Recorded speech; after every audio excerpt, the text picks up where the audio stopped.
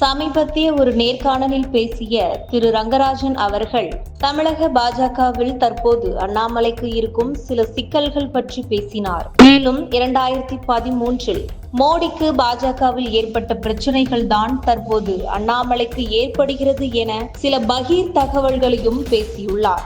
ஒரு ஆன்மீக சொற்பொழிவு ஒன்று நடந்தது. சுவாமிஜி எல்லாம் உட்கார்ந்துருக்காங்க. சின்மயானந்தா மிஷனுடைய 100வது ஆண்டு விழாவோ ஏதோ ஒரு இது அந்த நிகழ்ச்சி.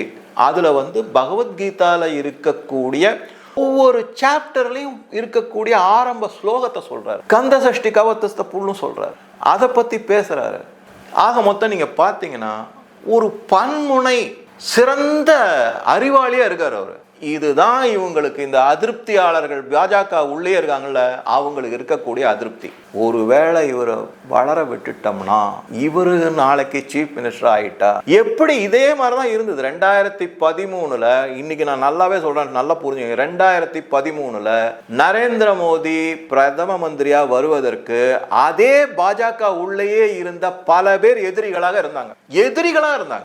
எதிர்ப்பு இல்ல, எதிரிகளா இருந்தாங்க. தவிர்க்க பார்த்தாங்க. பாரத பிரதமர் நரேந்திர மோடி ஒரு தரம் பிரதம மந்திரி ஆன உடனே என்னாச்சு? அவர் எல்லாத்தையும் ப்ரூவ் பண்ணிக்கிட்டே வர்றாரு. இதே தான் இங்கேயும். ஒரு தரம் இவரை முதல்வர் ஆகிட்டா அப்புறம் இவரை கையில் அப்படி மோரோவர் என்ன இன்னொரு பிரச்சனை என்னன்னா, பாரத பிரதமருக்காவது இப்போ 75 வயசு ஆயிடுச்சு. இவர் இப்போதான் 40ல் இருக்காரு.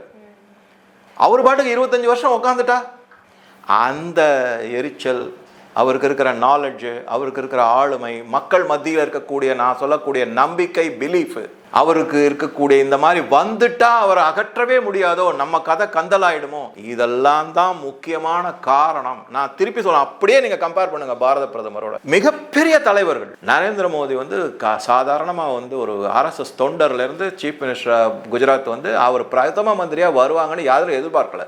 அவ்வளவு எதிரிகள் இருந்தாங்க பாஜகக்குள்ளேயே. அப்பன்னா பாஜக வளராம இருந்துருச்சா, ஆட்சியில இருக்காம இருந்திருக்கா? 300 சீட்டுக்கு மேல வாங்கின காலகட்டங்கள்லாம் நம்ம கடந்து வந்திருக்கோம்.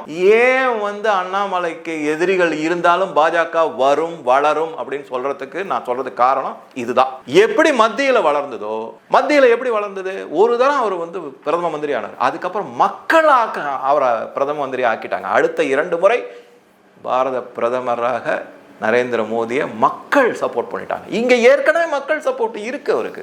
அதை எப்படியாவது சிதைச்சு அழிச்சு ஒழிச்சு அவரை வெளியில தள்ளிட்டோம்னா, பாஜகவில் இருந்தே வெளியில தள்ளிட்டோம்னா நல்லது. அப்புறம் வழக்கம் போல நம்ம யாரோடையாவது கூட்டு சேர்ந்துக்கிட்டு ஏதோ நமக்கு கிடைக்கிறத வச்சு நம்மளுடைய பர்சனல் அஜெண்டாவை நிறைவேற்றிக் கொள்ளலாம் அப்படிங்கறதான். நான் திருப்பி சொல்றேன், இப்படியே நீங்க கம்பேர் பண்ணுங்க. பாரத பிரதமர் நரேந்திர மோடி 2013 எப்படி இருந்தாரோ அதே மாதிரி தான் இன்னைக்கு அண்ணாமலையுடைய பொசிஷன். அதே மாதிரி பாஜக இருக்கிறவங்களே அவருக்கு எதிராக பேசுறாங்க. அவ்வளவுதான்.